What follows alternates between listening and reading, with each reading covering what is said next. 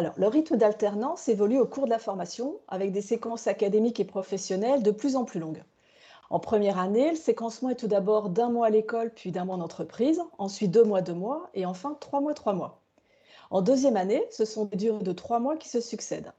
Et enfin, en troisième année, l'année se découpe en deux périodes école-entreprise de 6 mois chacune, ce qui permet aux apprentis de travailler en entreprise sur un projet d'ingénieur junior. Alors, les apprentis sont évalués sous forme d'un contrôle continu et les modalités sont diverses. Donc, ça peut être sous forme de travaux pratiques, parfois, enfin beaucoup de travaux pratiques, de devoirs maison parfois, un projet, et puis généralement, il y a un devoir surveillé en fin d'unité d'enseignement. Alors, les apprentis se connaissent très bien au sein de chaque promotion CETI, puisqu'il y a 24 places d'apprentissage ouvertes par promotion. Il y a une vraie entraide au sein de chaque promotion, ainsi globalement au sein de la formation, avec des parrainages entre années par exemple. L'enseignement est décliné sous forme de cours, de travaux dirigés, mais aussi une large place est dédiée à des travaux pratiques faisant appel à du matériel industriel qui permettent d'impliquer les notions fondamentales vues en cours. Ces TP sont faits en binôme et il y a aussi des projets qui sont organisés par groupe de 4 apprentis environ.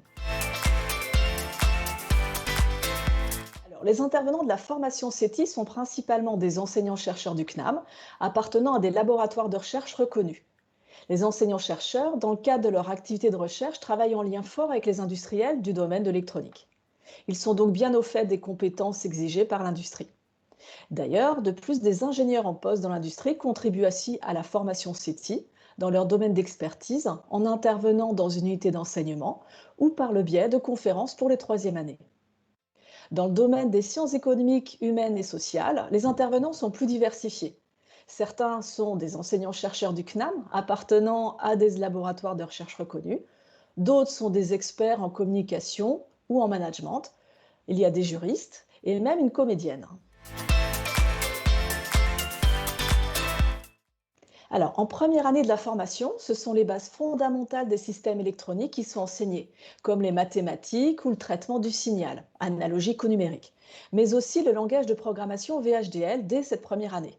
Dans cette unité d'enseignement, le but est d'acquérir des compétences en conception de circuits logiques programmables de type FPGA. Le cours peut aussi s'appliquer à la conception d'ASIC numérique. Et à l'issue de cette unité d'enseignement de première année, l'apprenti est capable de concevoir un montage de complexité moyenne en électronique numérique. Dès la deuxième année, des compétences en système haute fréquence sont acquises. Ces compétences sont très recherchées dans l'industrie en France, car beaucoup d'ingénieurs experts partent en retraite. Et il est difficile pour les entreprises de retrouver ces compétences sur le marché du travail.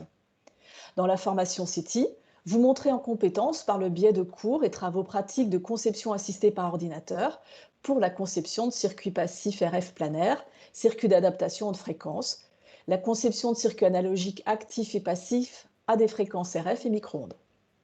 Pour cela, le logiciel industriel de simulation de circuits micro-ondes ADS est utilisé. La formation est complétée par l'utilisation d'une technologie industrielle de pointe en exploitant la bibliothèque de composants industriels d'UMS avec PH25 pour les transistors PM 0,25 micromètres sur arsénure de gallium, ainsi que les TP de mesure avec la caractérisation de circuits RF avec un analyseur de réseau vectoriel permettant de voir la méthode de calibration, la mise en évidence de problèmes de connectique dès qu'on monte très haut en fréquence.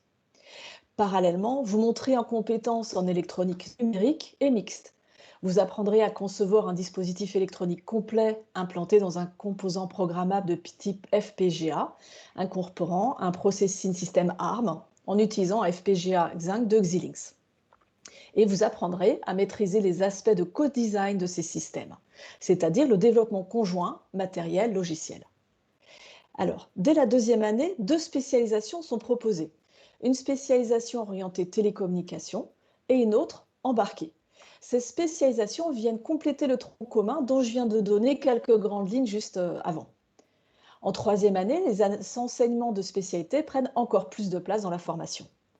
Pour la spécialité télécommunication, vous apprendrez par exemple à maîtriser les techniques de traitement d'antennes SIMO et les techniques de codage et décodage MIMO utilisées dans les systèmes de communication. Vous apprendrez à dimensionner et concevoir des systèmes de transmission et ou de réception multi-antennes. Vous acquérerez des connaissances sur le réseau de communication classique pour les réseaux de capteurs, tout ce qui est Internet des objets, et sur les principes de communication long range dédiés à l'Internet donc des objets. Pour la spécialisation embarquée, vous apprendrez à créer un système Linux embarqué pour un SOC ARM plus FPGA Xilinx de Xilinx, ainsi que le développement des applications logicielles associées, c'est-à-dire créer un système embarqué de type Zinc, ARM plus FPGA, et savoir créer un Linux embarqué, Peta Linux, associé aux ressources matérielles du FPGA, ou encore savoir développer des applications logicielles en C permettant d'utiliser les ressources du SOC. Pour cela, à chaque séance, les outils de développement Vivado, SDK et Peta Linux sous Ubuntu seront exploités. Et par exemple, pour cette UE, un projet en classe entière est proposé avec plusieurs équipes et un responsable de projet. La classe est évaluée au cours de la réalisation de ce projet. Enfin, actuellement, nous sommes en train de monter une plateforme avec des drones et des véhicules autonomes pour le transport de demain. Ce sera un terrain idéal d'apprentissage pour nos apprentis. La formation d'ingénieur CETI est délivrée sous un statut d'apprenti. Cela signifie que la formation en 3 ans est nourrie par les périodes académiques où les connaissances de base théoriques sont expliquées et mises en pratique lors de travaux dirigés et travaux pratiques avec du matériel industriel, comme je vous l'ai dit juste précédemment, et encore sous forme de projet. Mais cette pédagogie, elle est aussi apportée, nourrie par les périodes en entreprise, où l'apprenti applique les notions étudiées à l'école pour mener à bien sa mission. Parfois, c'est l'inverse qui se passe. L'apprenti découvre des notions théoriques et pratiques en entreprise et développe des compétences qu'il revoit par la suite à l'école, ce qui lui permet de consolider ses acquis. Donc l'intérêt de l'apprentissage, c'est de faire en sorte que les frontières entre cette double formation école-entreprise soient les plus perméables possibles. Alors, l'école d'ingénieurs du CNAM, c'est 18 spécialités d'ingénieurs proposées, dont 14 en apprentissage. En tant que diplômé du CNAM, vous rejoignez un très grand réseau d'ingénieurs dans l'industrie française. De plus, je souhaite souligner le fait que le CNAM a été pionnier en termes de formation d'ingénieurs par apprentissage. En effet, la formation CETI a été créée dès 1990 et son contenu a bien évidemment évolué pour répondre aux besoins des entreprises, mais cette formation solide et exigeante a toujours été en continu accréditée par la commission du titre d'ingénieur depuis sa création et a obtenu le label européen EURACE. Alors, si vous êtes intéressé par les différentes facettes de l'électronique, si vous souhaitez contribuer au développement des systèmes électroniques, postulez chez nous. La formation CETI de l'EICNAM vous apportera des connaissances solides, tant dans les enseignements fondamentaux que dans les enseignements de spécialisation, les méthodes de travail et la maîtrise d'outils spécifiques comme des logiciels et des langages de programmation utilisés dans les différents domaines de l'électronique. Vous pourrez ensuite développer vos connaissances dans un très grand nombre de domaines ayant recours à l'électronique. Donc, si vous êtes curieux, si vous souhaitez travailler en équipe, si la technique vous attire, venez en CETI. Nous vous accompagnerons pour évoluer jusqu'au diplôme d'ingénieur en acquérant des compétences de savoir, savoir-faire et savoir-être. Vous vous reconnaissez dans cette attente? Vous avez moins de 30 ans? Vous préparez un diplôme éligible à la formation CETI? Alors n'attendez plus et déposez votre dossier de candidature auprès du CFAI CEFIPA pour la formation CETI du CNAM. Bienvenue au CNAM!